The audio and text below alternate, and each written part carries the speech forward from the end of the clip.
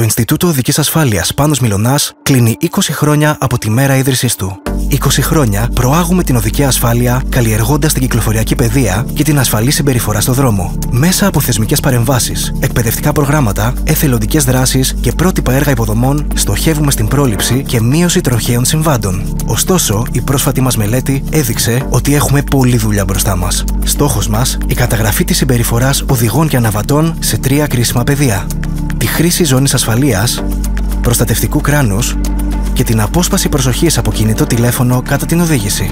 Δυστυχώς, τα ευρήματα ήταν αποθαρρυντικά. Οπότε, αν θέλετε να μας κάνετε ένα δώρο, φορέστε κράνος. Φορέστε ζώνη. Μην περνάτε με κόκκινο. Αφήστε το κινητό όταν οδηγείτε. Σεβαστείτε τις διαβάσεις πεζών. Αν θέλετε να μας κάνετε ένα δώρο, βοηθήστε μας να μηδενίσουμε αυτά τα στατιστικά.